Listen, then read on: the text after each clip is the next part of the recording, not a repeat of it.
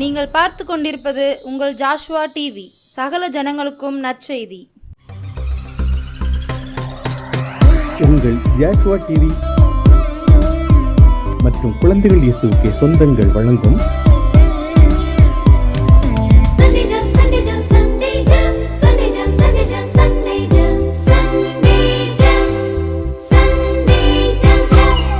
என்ன படிக்கிறோம் என்று தெரியாமல் உங்கள் பிள்ளைகள் ஞாயிறு பள்ளி போகிறார்களா?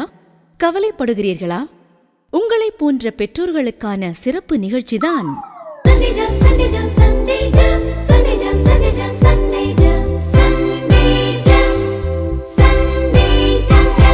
பிள்ளைகளுக்கு என்ன கற்றுக் கொடுக்க என்று தெரியாமல் திகைக்கிறீர்களா? உங்களைப் போன்ற ஞாயிறு பள்ளி ஆசிரியர்களுக்கு உதவத்தான்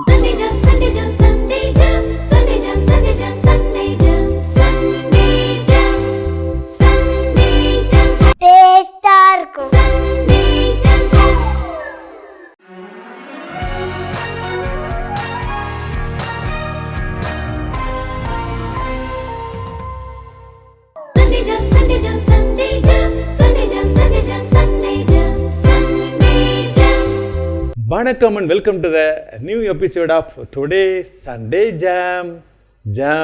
Jesus and me. ஞாயிற்றுக்கிழமை இயேசுவும் நானும் சண்டே ஜாம் நிகழ்ச்சியை பார்க்க நீங்களாம் ரொம்ப ஆசையாக வெயிட் பண்ணிட்டு இருக்கீங்களே. நாங்களும் உங்களை சந்திக்க ரொம்ப ஆசையாக இருக்கிறோம். இன்றைக்கி புதிய ஒரு காரியத்தை கற்றுக்கொள்ள போகிறோம்.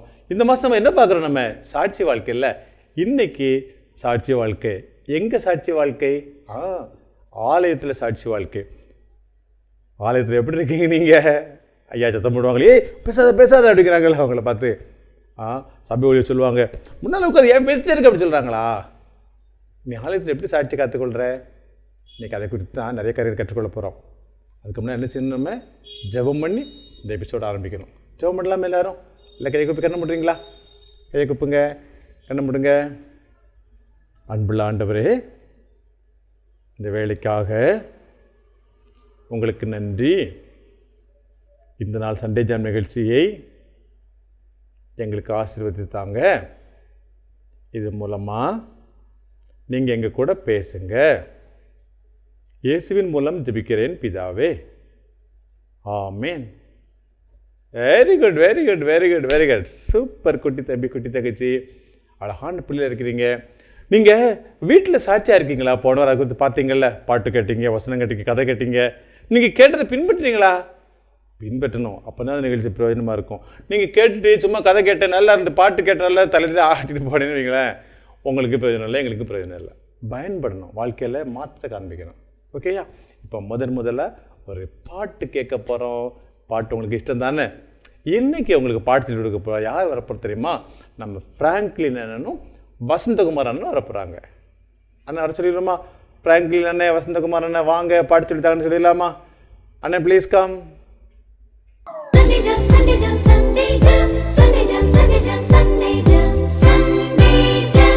ஹலோ குட்டீஸ், இன்னைக்கு நம்ம ஒரு சூப்பரான இன்னொரு பாட்டை கற்றுக்க போகிறோம்.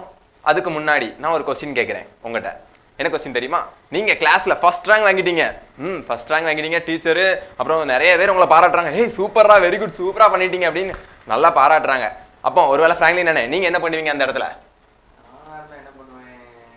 மற்றவங்க புகழும் போது என்ன பண்ணுவீங்க அப்படிங்கிறத மற்றவங்க நம்மளை புகழும் போது நம்ம என்ன பண்ணணும் அப்படிங்கிறது தான் இந்த பாட்டு சொல்லுது. இந்த பாட்டுக்கு நேராக நம்ம போகலாமா? நாங்கள் ஃபஸ்ட்டு அந்த பாட்டை பாடுறோம். நீங்கள் எல்லாரும் அமைதியாக உட்காந்து கவனிக்கணும். ஓகே? நாங்கள் பாடுவோம், நீங்கள் கவனிக்கணும், ஓடிடக்கூடாது. ஓகே?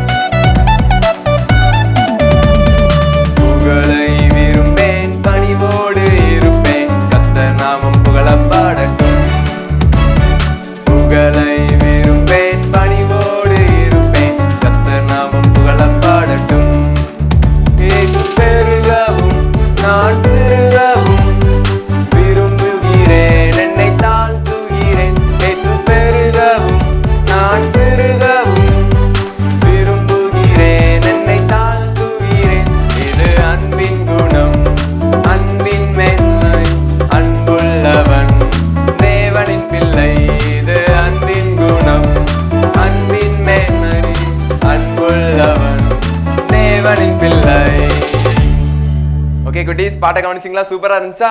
நல்லா கவனிங்க. என்ன பண்ணணும்? மத்தவங்க நம்மளை புகழும் போது நம்மள பணிவோடு இருக்கணும், நம்மளை தாழ்த்தணும். யாருடைய நாமத்தை மகிமைப்படுத்தணும்? கடவுளுடைய நாமத்தை, ஏசப்பாவோட நாமத்தை நம்ம மகிமைப்படுத்தணும். நான் தான் பெரியவன், எனக்கு எல்லாமே தெரியும் அப்படின்னு சொல்லிட்டு நம்மளை நாமளே புகழக்கூடாது. ஓகே, அது நமக்குள்ள கடவுளுடைய அன்பு இருந்துச்சுன்னா நம்மளை நாமளே என்ன பண்ண மாட்டோம்? புகழ மாட்டோம். நம்ம அவருடைய பிள்ளைகளா இருப்போம். ஓகே, இப்போ இந்த பாட்டை 2 லைனா நம்ம பாடலாம். நாங்க ஃபர்ஸ்ட் 2 லைன்ஸ் நாங்க பாடுறோம், அதுக்கடுத்து நீங்க தொடர்ந்து எங்க கூட உட்காந்து பாடலாம். ஓகேமா? சரி. புகழை விரும்பேன், பணிவோடு இருப்பேன், கர்த்தர் நாமம் புகழ பாடட்டும். பாடுங்க.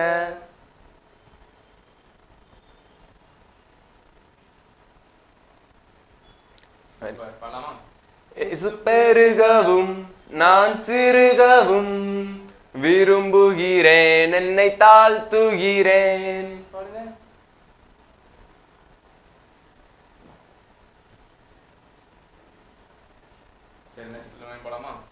இது அன்பின் குணம், அன்பின் மேன்மை, அன்புள்ளவன் தேவனின் பிள்ளை. பாடுங்க.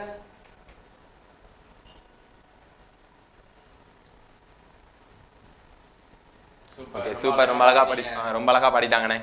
இப்போ இந்த சாங்கை நீங்க எங்களோட நாங்களும் பாடுவோம், ட்ராக்கும் ஓடும், நீங்களும் சேர்ந்து சத்தமா பாடணும். பாடும்போது இதுக்கான ஆக்ஷனை நீங்க என்ன பண்ணலாம்? பார்க்கலாம். ஓகே, இப்போ ட்ராக் போடுவாங்க, ட்ராக்ல நாங்க பாடுவோம், நீங்களும் சேர்ந்து சத்தமா பாட போறீங்க.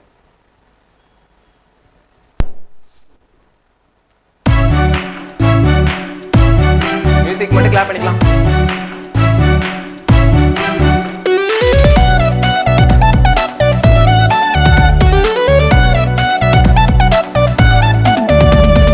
புகழை விரும்பேன், பணிவோடு இருப்பேன், கர்த்தர் நாமம் புகழ பாடட்டும். புகழை விரும்பேன், பணிவோடு இருப்பேன், கர்த்தர் நாமம் புகழ பாடட்டும். இயேசு பெருகவும் நான் சிறுகவும் விரும்புகிறேன், என்னை தாழ்த்துகிறேன். இயேசு பெருகவும் நான் சிறுகவும் விரும்புகிறேன், என்னை தாழ்த்துகிறேன். இது அன்பின் குணம், அன்பின் மேன்மை, அன்புள்ளவன் தேவனின் பிள்ளை. இது அன்பின் குணம், அன்பின் மேன்மை, அன்புள்ளவன் தேவனின் பிள்ளை. ஓகே, ஆக்ஷன் ஈஸியா இருந்துச்சா? சூப்பரா இருந்துச்சா? ஓகே ஓகே, சரியா? அப்போ ரொம்ப ஈஸி ஆக்ஷன் தான். இப்போ நம்ம எல்லாருமே சேர்ந்து பாடிக்கிட்டே எந்திரிச்சு நின்று ஆக்ஷன் பண்ணலாம். மியூசிக் மட்டும் கிளாப் பண்ணிக்கலாம்.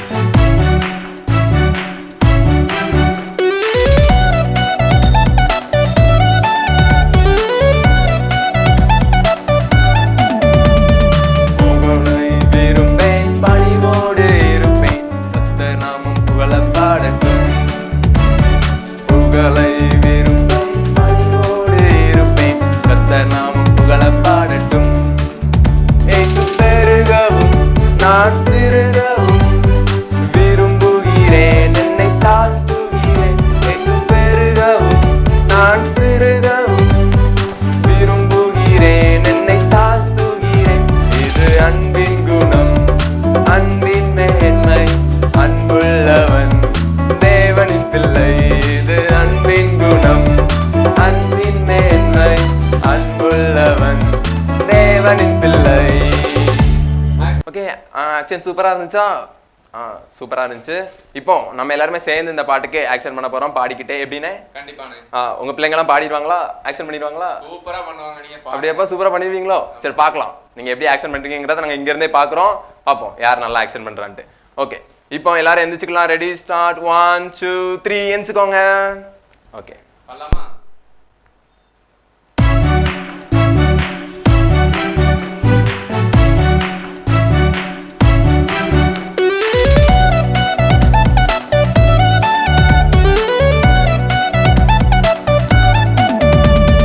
புகழை விரும்பேன், பணிவோடு இருப்பேன், கர்த்தர் நாமம் புகழ பாடட்டும். புகழை விரும்பேன், பணிவோடு இருப்பேன், கர்த்தர் நாமம் புகழ பாடட்டும்.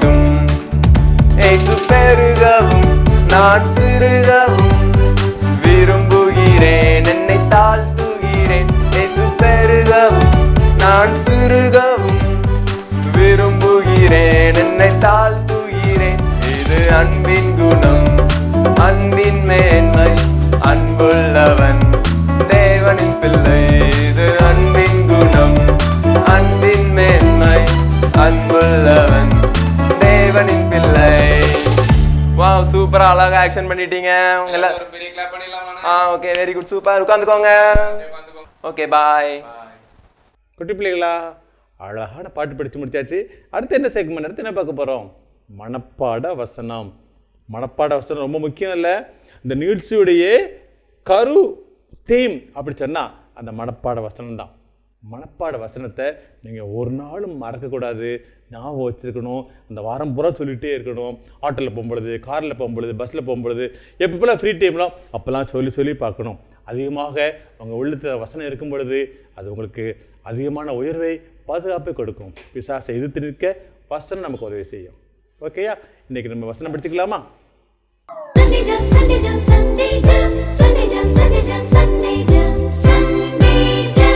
ஹாய் ஃப்ரெண்ட்ஸ், நம்ம இன்னைக்கு புது வசனம் படிப்போமா? இயேசுவானவர் ஞானத்திலும் வளத்திலும் தேவ கிருபையிலும் மனுஷ தயவிலும் அதிகமாய் விருத்தியடைந்தார். லூக்கா 2:52. நம்ம திரும்ப சொல்லுவோமா?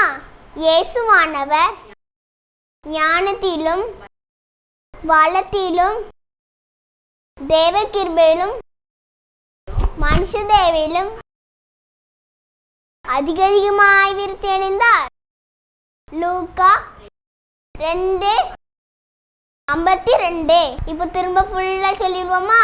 இயேசுவானவர் ஞானத்திலும் வளத்திலும் தேவ கிருபையிலும் மனுஷ தயவிலும் அதிகமாய் விருத்தியடைந்தார். லூக்கா 2:52. Bye friends. நல்லா இருந்ததா? வசனம் மனப்பாடம் பண்ணிட்டீங்களா? இயேசு எப்படி இருந்தாருன்னு சொல்லி வசனம் சொல்லுது, அப்படி தானே? வசனம் அழகாக படிச்சிட்டிங்க. நான் திரும்பவும் உங்களுக்கு சொல்கிறேன், நீங்கள் ஒவ்வொரு வாரமும் வசனத்தை படிச்சுட்டு அப்படியே விட்டுறாதீங்க. எழுதி வச்சுக்கோங்க, குறிப்பெடுத்துக்கோங்க. ஒவ்வொரு வாரமாக படிக்கிற வசனத்தை மொத்தமாக சேர்த்து வச்சுருங்க. அது ஒரு பெரிய பொக்கிஷம். நீ படிக்கிற வசனம் ஒரு நாளும் வீணாக போகாது. அந்த வசனத்தை நீங்கள் எப்போவுமே கற்றுக்கொள்ளணும். வசனத்தை எப்போவுமே மனதிலே வச்சுருக்கணும். ஓகேயா? இப்போ அடுத்த செக்ஷன் நம்ம என்ன பார்க்க போகிறோம்? பைபிள் கதை. இன்றைக்கி பைபிள் கதை சொல்கிறேன். நமக்கு யார் இருந்திருக்காங்க தெரியுமா? நம்ம மலரக்கா வந்திருக்கிறாங்க. மலரக்கா அழகாக கதை சொல்லுவாங்கள்ல, மலரக்கா கதை நீ கேட்டிருக்கீங்க தானே? ஆமாம். இப்போ மலரக்கா நமக்கு சூப்பரான பைபிள் கதை சொல்ல போகிறாங்க. கதை கேட்கலாமா?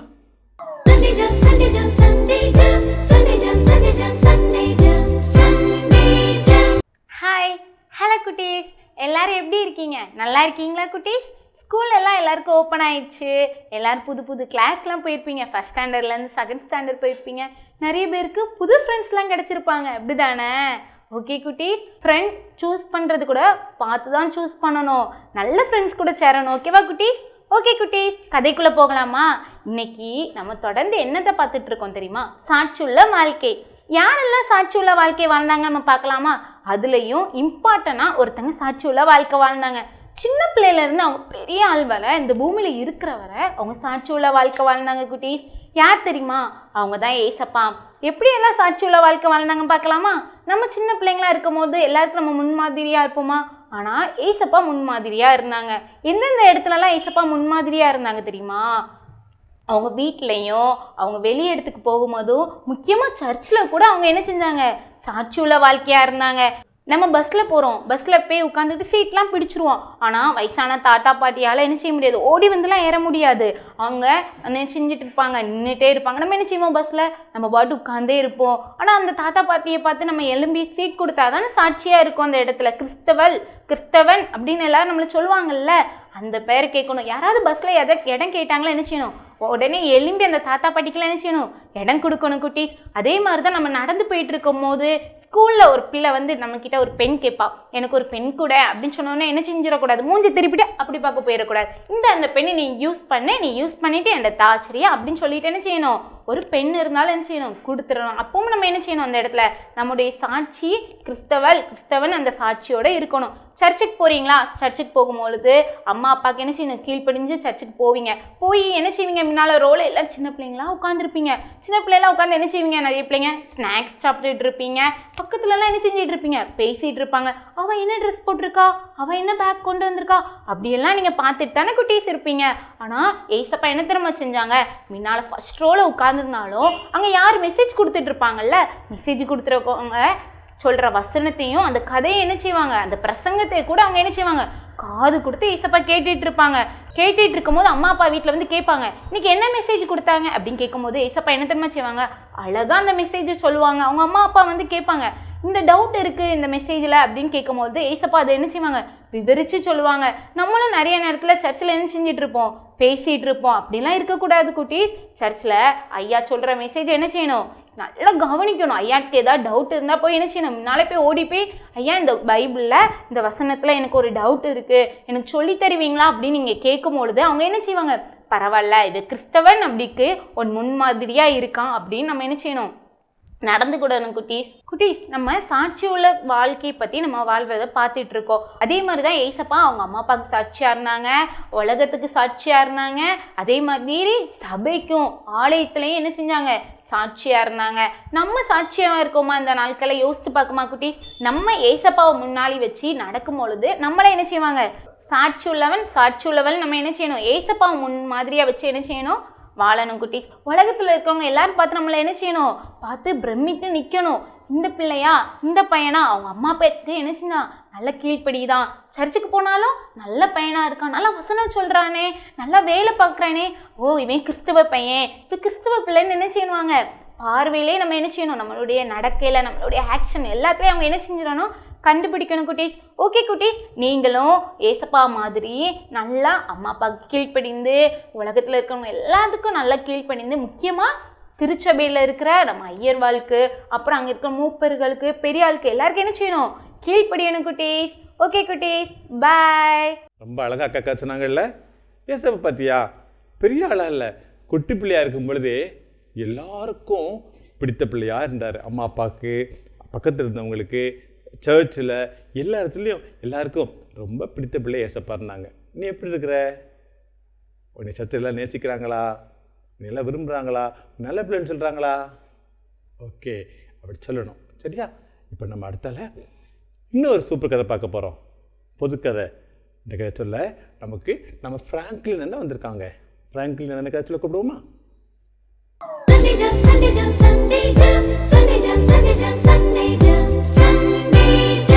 ஹாய் குட்டீஸ், எல்லாத்துக்கும் கதை அப்படின்னா பிடிக்கும் அப்படி தானே? அண்ணன் இன்னைக்கு ஒரு கதை சொல்ல போகிறேன் சரியா. எல்லாம் ரெடியா? கேட்கலாமா? ஒரு பெரிய ஹாஸ்பிட்டல் இருக்கு.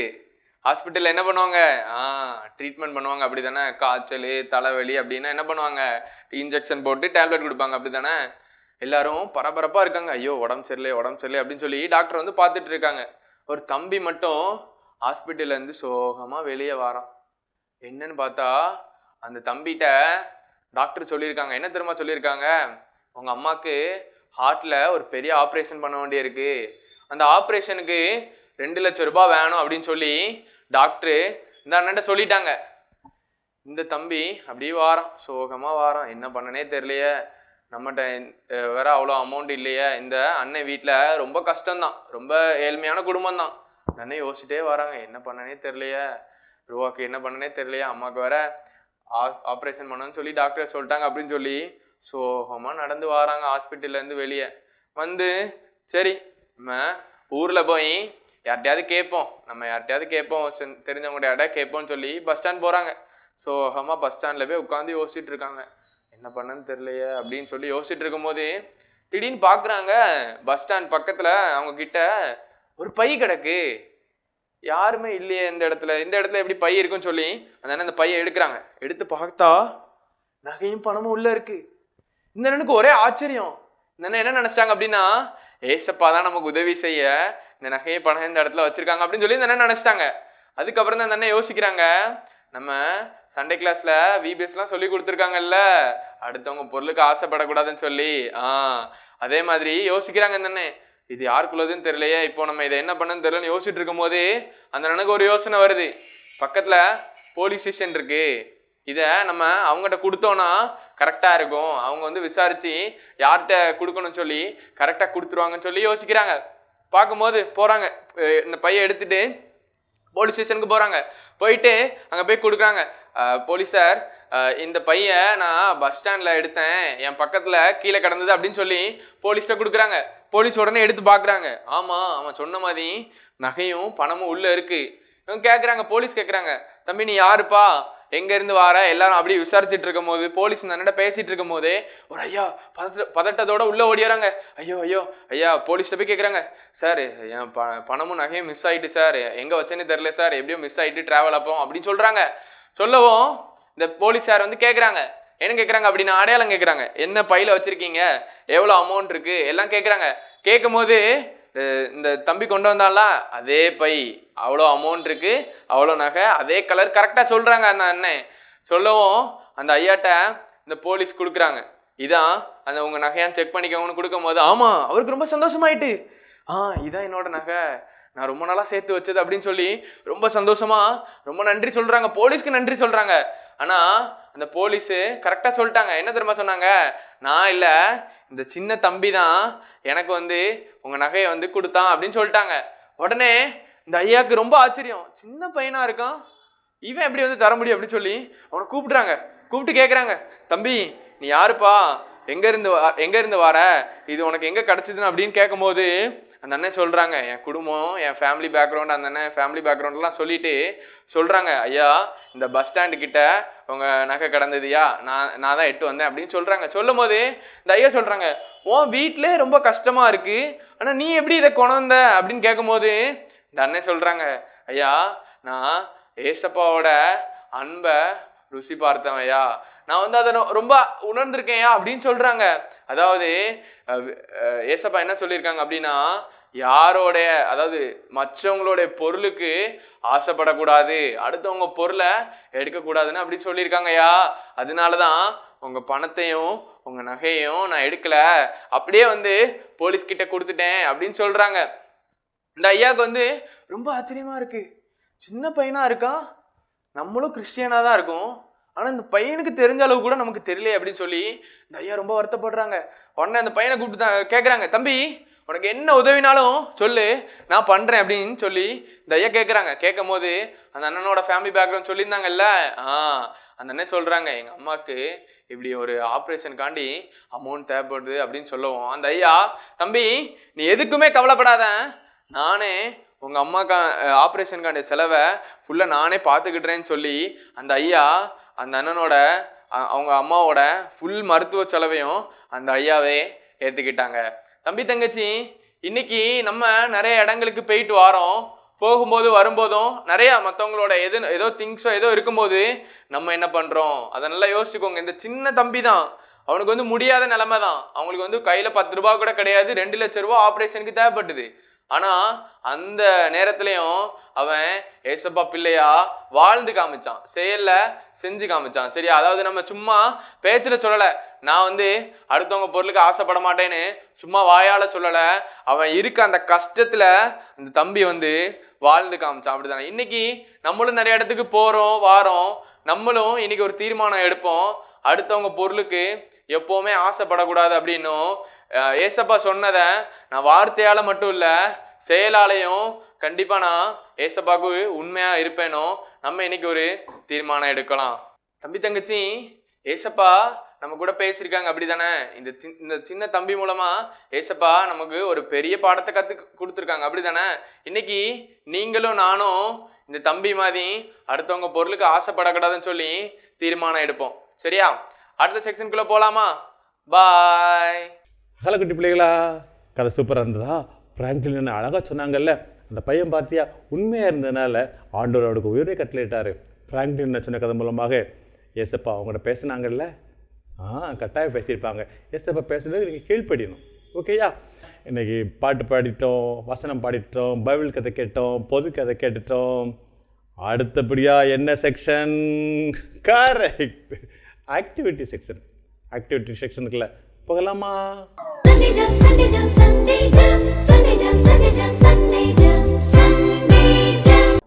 தம்பிகளா, நீங்கள் இந்த பென்சில் பார்த்துருக்கீங்கல்ல, பென்சில் நடுவில் இந்த எழுதுறதுல கார்பன், இது ஒரு கார்பன் தான்.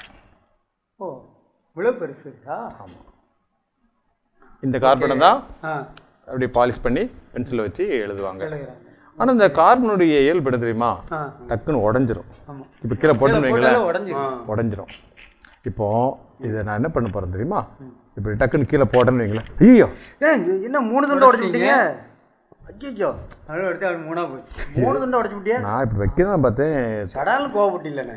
இல்லை ஒரு அவசரத்தில் 3 துண்டு ஆகிட்ட அப்படிதான் நினைக்கிறீங்க. அதான் கிடையாது. அதாவது உண்மையான கிறிஸ்தவ இருக்கான் பார்த்தீங்களா, ஆண்டவர் உண்மையான பிள்ளை இருக்கா பார்த்தீங்களா, அவன் எந்த சூழ்நிலையிலையும் என்ன பிரச்சனை வந்தாலும் அவன் ஒரு நாளும் உடைய மாட்டான், விழுந்து போயிட மாட்டான். ஆனால் உடச்சிட்டிங்களே. இங்கே பாருங்கள், எங்கே உடைச்சிருக்கேன் நீங்கள் உங்களுக்கு பாருங்கள். ஆமாம், முழுசாக வந்துருச்சு. அப்படியே இருக்குது. உடையவே இல்லை. உடைஞ்சது திரும்ப இப்படி எப்படி ஒட்டிச்சு? எப்படி அது ஒட்டுது திரும்ப? அதான் ட்ரிக். 3 துண்டா உடைச்சது பார்த்தீங்களா, 3 துண்டா உடைச்சி இப்போ திரும்ப ஒரே துண்டாச்சு. உண்மையான கிறிஸ்தவன் எந்த சூழ்நிலை, என்ன பிரச்சனை, என்ன கஷ்டம் வந்தாலும் உடையவே மாட்டான்.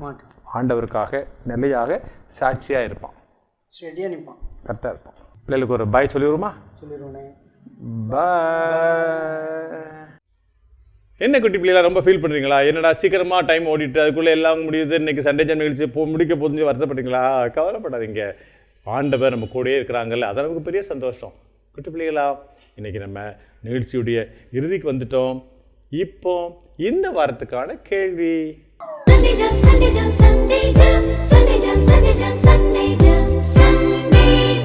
இந்த வாரத்துக்கான கேள்வி ரொம்ப சின்ன ஈஸியான எளிய கேள்வி. இந்த வாரத்துடைய மனப்பாட வசனம் எந்த பகுதியிலிருந்து கேட்கப்பட்டது? ரொம்ப ஈஸியாக இருக்குல்ல? இந்த வாரத்துடைய மனப்பாட வசனம் பைபிளில் எந்த பகுதியில் இருக்குது? புரியுதா? இந்த வாரம் ஒரு மனப்பாடம் சொல்லிவிட்டாங்கல்ல, ஞாபகம் படிச்சிருக்கீங்களா? அந்த வசனம் பைபிளில் எந்த இடத்துல இருக்குது? கண்டுபிடிச்சிங்களா? Very good, very good, very good. டக்குன்னு எடுங்க, மொபைல் எடுங்க, அதை டைப் அடித்து உடனடியாக எஸ்எம்எஸ் போட்டுருங்க. உங்கள் மெசேஜ் உடனே எங்களுக்கு வந்து சேர்ந்துடும். நாங்கள் அதை அழகாக எழுதி வச்சுருவோம். குட்டி பிள்ளைகள், கேள்வியை புரிஞ்சுட்டிங்களா?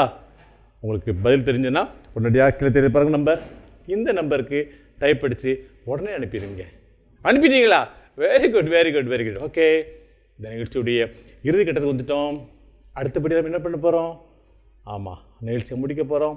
நிகழ்ச்சி முடிக்கும்போது என்ன செய்யணும்? ஜெபம் பண்ணி முடிக்கணும். ஞாபகம் இருக்கா உங்களுக்கு? நிகழ்ச்சி மூலமாக ஆண்டவங்க கூட பேசினாங்கல்ல, நிகழ்ச்சியில் ஒவ்வொரு செக்ஷன் மூலமாக ஆண்டவங்க கூட பேசினாங்கல்ல, கீழ்ப்படிஞ்சிங்களா? கீழ்ப்படியணும். ஏசப்பாட்டு ஜெபம் பண்ணுமா? கைகளை கூப்பி கண்ணம் போடுங்க. அன்புள்ள ஆண்டவரே, இந்த நிகழ்ச்சிக்காக உங்களுக்கு நன்றி. ஆண்டவரே, எல்லா இடத்திலும் சாட்சியான வாழ்க்கை வாழ எனக்கு உதவி செய்யும். இயேசுவின் மூலம் ஜெபிக்கிறேன் பிதாவே, ஆமேன். Very good, very good, very good. அட்டகாசமாக, சூப்பராக, சிறப்பாக நீங்கள் பதில் சொல்லிட்டீங்க, ஆன்சர் பண்ணிட்டீங்க, ஜெபம் பண்ணிட்டீங்க, எல்லாம் பண்ணிட்டீங்க. நீங்கள் உண்மையிலே கெட்டிக்கார பிள்ளைகள், உண்மையிலே ஆசீர்வதிக்கப்பட்ட பிள்ளைகள். இந்த நாளுடைய நிகழ்ச்சி இறுதி கட்டத்துக்கு வந்துட்டோம். இப்போ நம்ம நிகழ்ச்சியை முடிக்க போகிறோம். மீண்டும் ஒரு அட்டகாசமான சூப்பர் சண்டே ஜாம் நிகழ்ச்சியிலே அடுத்த வாரம் உங்களை சந்திக்கிறேன். அது வரைக்கும் உங்களிடமிருந்து வணக்கம் கூறி விடைபெறுவது உங்கள் ரவி அண்ணன். வணக்கம். பெண்ணின் அடையாளம், பாரம்பரியத்தின் பெருமிதம், இயற்கை வண்ணப்பட்டுகள், மின்னும் பல வண்ணங்கள், நெஞ்சை அள்ளும் பட்டு ஆடைகள், பட்டு ஆடை ஒவ்வொன்றுக்கும் பல கதைகள். ஆடை மழையிலே மனமாடி மகிழுதே, செல்வராணி பட்டின் தனித்துவமே, மங்களம் தங்குமே, மனமகிழ்ச்சி பொங்குமே, என்றும் இல்லத்தின் சந்தோஷமே. செல்வராணி பட்டு மகால், அழகிய பட்டின் அடையாளம் செல்வராணி. பட்டு ஜவுளி அண்ட் ரெடிமேட்ஸ், ஆலங்குளம், தென்காசி.